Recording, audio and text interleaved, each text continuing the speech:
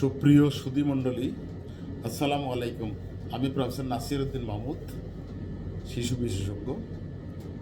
আজকে আপনাদের সাথে আলাপ করব অ্যানিমিয়া নিয়ে। অ্যানিমিয়া একটি নীরব ঘাতক। আমরা প্রথমেই জেনে নিই অ্যানিমিয়াটা কী। অ্যানিমিয়ার বাংলা যে অর্থ, এটা হচ্ছে রক্তহীনতা অথবা রক্তাল্পতা।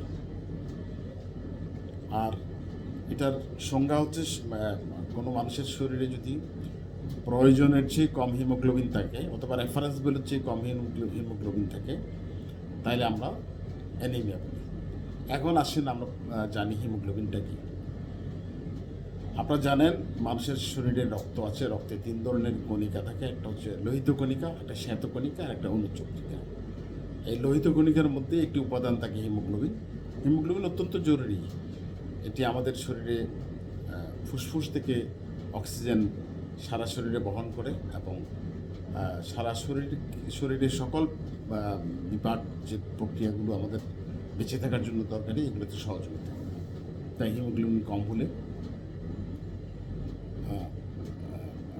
অনেকগুলো রোগ হয় এবং অনেক কম হলে ধীরে ধীরে মানুষ মৃত্যুর মুখে পতিত হতে পারে এবং অনেক রকম জটিলতা শরীরে আসতে পারে। তো আমরা জেনে নিই আমাদের দেশে হিমোগ্লোবিনের পরিমাণ। হিমোগ্লোবিন কম মানে অ্যানিমিয়ার যে স্ট্যাটিস্টিক্স যেটা, এটা হচ্ছে যে আমাদের দেশে শিশুদের মধ্যে এটার পরিমাণ অনেক বেশি, 50%-এর কাছাকাছি। এবং গ্রামাঞ্চলে এই পরিমাণটা, এই অ্যানিমিয়ার যে হারটা আরও অনেক বেশি। তো এই অ্যানিমিয়াটা কী জন্য হয়, কী কী কারণে হতে পারে? এটি হওয়ার মূল কারণ হচ্ছে আমাদের দেশে অথবা পৃথিবীতে, সারা পৃথিবীতে প্রায় 90-95% অ্যানিমিয়ার মূল কারণ হচ্ছে হিমোগ্লোবিনের মূল উপাদান লৌহ অথবা আয়রনের অভাব। আরও কিছু জিনিসের অভাবে হতে পারে। একটা হচ্ছে ভিটামিন B12 এবং ফলিক অ্যাসিড। তো আয়রনের অভাব অনেকভাবে হইতে পারে। আয়রনের অভাব যদি লৌহ জাতীয় খাদ্যাভ্যাস মানে খাওয়া কম খায়, বারবার অসুস্থ হয় শিশু,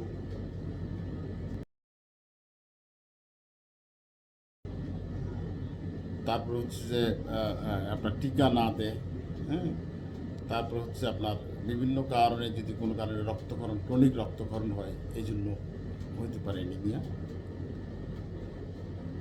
তারপর আরেকটি অ্যানিমিয়া আছে যেটি অত্যন্ত মারাত্মক, হচ্ছে থ্যালাসেমিয়া, যেটা জেনেটিক কারণে হয়। বাবা মা দুজনেই যদি দূষিত জিন বহন করে, তাহলে সন্তান আক্রান্ত হতে পারে। এবং আরেকটি খুব মারাত্মক অ্যানিমিয়া আছে, যেটা অ্যাপ্লাস্টিক অ্যানিমিয়া, যেটিতে মৃত্যুর হার অনেক বেশি। ওটি আমরা এখন ওগুলো নিয়ে আলাপ করবো না। আমাদের মূল ফোকাসটা থাকবে যেগুলো প্রতিরোধযোগ্য, সেই অ্যানিমিয়াগুলো নিয়ে। আমরা এখন আসি অ্যানিমিয়া কীভাবে বুঝবো বাচ্চার অ্যানিমিয়া হয়েছে। অ্যানিমিয়া যে বাচ্চাগুলো হয়, এগুলো সহজে বোঝা যায় না, কারণ অ্যানিমিয়ার হার অনেক কম থাকে, যার ফলে পূর্ণাঙ্গ যে লক্ষণগুলো, ওগুলো প্রকাশিত হয় না। যেমন আপনার বাচ্চা প্রথমে হচ্ছে অরুচি, খেতে চাইবে না, এটা একটা অ্যানিমিয়ার কারণ। তারপর হচ্ছে ক্ষুধামন্দা, তারপর হচ্ছে বারবার অসুখে পতিত হওয়া এবং অল্প অসুখে সে অসুস্থ হয়ে যাওয়া, খেলাধুলার প্রতি অনীহা এবং একটু খেললেই সে হাঁপিয়ে ওঠে, কিছু দূর হাঁটলেই হাঁপিয়ে ওঠে, সে খুব ইরিটেবল থাকবে, কারোর সাথে মিশতে চাইবে না, তার শারীরিক বৃদ্ধি কম হবে, মানসিক বৃদ্ধিও কম হবে, তার আইকিউ অথবা বুদ্ধিশুদ্ধি আস্তে আস্তে কমে যাবে, স্কুল পারফরমেন্স খারাপ হবে, বুক ধরফর করবে। এইসবই হচ্ছে যে অ্যানিমিয়ার প্রাথমিক লক্ষণ। পরবর্তীতে আরও বেশি যদি অ্যানিমিয়া হয়, তাহলে সে তার মুখটা ফ্যাকাশে হয়ে যাবে এবং আরও খারাপ লক্ষণগুলো, যেমন নিঃশ্বাস বড় হয়ে যাবে এবং হার্ট ফেলিয়ারের দিকে যাবে এবং আরও খারাপ লক্ষণগুলো ধরা পড়বে এবং আস্তে আস্তে মৃত্যুমুখে পতিত হবে। আমরা এই অ্যানিমিয়া কিন্তু এমন একটা রোগ যেটি অত্যন্ত সহজে প্রতিরোধযোগ্য এবং চিকিৎসাটা অত্যন্ত সহজ। চিকিৎসার জন্য আমরা কিছু প্রতিরোধ যেটা বললাম, সেটি প্রথম প্রতিরোধের যে স্তর এটি হচ্ছে যে বাচ্চা ভূমিষ্ঠ হওয়ার পর আমরা বাচ্চাকে মায়ের বুকের দুধ দেবো 6 মাস পর্যন্ত চালিয়ে যাব। 6 মাস পরে মায়ের দুধের পাশাপাশি আমরা অন্যান্য খাবার যেটা আমরা সাপ্লিমেন্টারি ফুড বলে সেটা দিব 2 বছর পর্যন্ত, এবং 2 বছরের পরে শিশুকে আমরা বাসায় আমরা বাড়িতে যে খাওয়া খাই সবগুলো ব্যালেন্স খাওয়ার, যেটা পুষ্টিকর ব্যালেন্স খাওয়া, এটা আমরা ওভাবে দেওয়ার চেষ্টা করব। জাঙ্ক ফুড কম খেয়ে খায় মতো ব্যবস্থা করব। শিশুকে আমরা এই পিএইচডির মতো টিকা দিব। আর খুব জরুরি হচ্ছে রুটিন চিকিৎসকের কাছে চেক আপে নিয়ে যাব।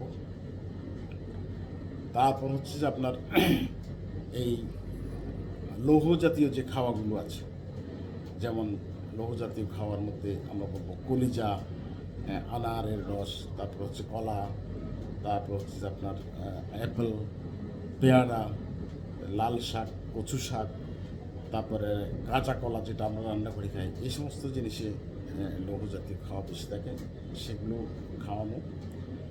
তো এইগুলো হচ্ছে যে প্রতিরোধের বিষয়। আর প্রতিরোধের একটি খুব ইম্পর্ট্যান্ট বিষয় হচ্ছে যে প্রিম্যারিটাল স্ক্রিনিং, যেটাকে সহজ বাংলায় বললে বিবাহর আগে বর এবং কনে দুজনেই যাতে একটা ব্লাড পরীক্ষা আছে, ওটা স্ক্রিনিং যদি করি, দুজনের মধ্যে যদি দূষিত থ্যালাসেমিয়ার জিন থাকে তাহলে বিয়ে না কোনো অবস্থাতেই অ্যালাউ করা যাবে না। কারণ অল্প সুখের জন্য একটি থ্যালাসেমিয়া বাচ্চা যদি হয় তাহলে সারা জীবন কষ্ট হয়ে যেতে হবে। আর সর্বশেষ যেটি বলবো, যে অ্যানিমিয়াটা অ্যাপ্লাস্টিক অ্যানিমিয়া অনেক কারণ হতে, অনেকগুলো অসুখের জন্য হতে পারে, অনেকগুলো ওষুধের জন্য হতে পারে, জন্ডিসের জন্য হতে পারে, নিউক্লিয়ার যে এনভায়রনমেন্ট ওটার জন্য হতে পারে। তো ওইটা আমরা বেশি আলাপ করবো না। ওইটা যদি হয় কোনো কারণে হঠাৎ করে ফ্যাকাশি হয়ে যায়, কালচে দাগ শরীরে দেখে সাথে সাথে চিকিৎসকের। আর অ্যানিমিয়ার চিকিৎসা অত্যন্ত সহজ। আমরা কত মাত্রার অ্যানিমিয়া হয়েছে এটার উপর নির্ভর করে চিকিৎসা দিই, এবং কম খরচে অ্যানিমিয়ার চিকিৎসা সম্ভব। ওই জন্য আমি অনুরোধ করব, এই অ্যানিমিয়াকে আমি বলেছি নিরক্ষাত্মক। কারণ অল্প অ্যানিমিয়া হলেও বোঝা যায় না, আর একটু বেশি হলেও বোঝা যায় না, কিন্তু ধীরে ধীরে আপনার বাচ্চার বুদ্ধি কমিয়ে দেবে, আপনার বাচ্চার বৃদ্ধি কমিয়ে দেবে, আপনার বাচ্চার কোয়ালিটি লাইফ যাতে না পায় সে ব্যবস্থা করবে, এবং ধীরে ধীরে বাড়তে বাড়তে আপনার বাচ্চা মৃত্যুর দিকে উপনীত হতে পারে। এবং সবচেয়ে সহজ হচ্ছে অ্যানিমিয়ার চিকিৎসাটা অত্যন্ত সহজলভ্য। তো ওই জন্য আমরা সজাগ হই অ্যানিমিয়ার ব্যাপারে, এবং আমাদের বাচ্চাকে সঠিকভাবে চিকিৎসকের রুটিন যে চেক আপটা ওইটা করাই, এবং আমাদের বাচ্চাকে সুস্থ রাখি। আমাদের বাচ্চা সুস্থভাবে, স্বাভাবিকভাবে শারীরিক এবং মানসিক বৃদ্ধি হোক, এবং আমার পরিবারের জন্য এবং আমাদের দেশের জন্য একটি অ্যাসেটে পরিণত হোক, এই আশাবাদ ব্যক্ত করি। সুস্থ জীবন সবার কামনা করে আমরা আজকের আলোচনা শেষ করছি। ধন্যবাদ।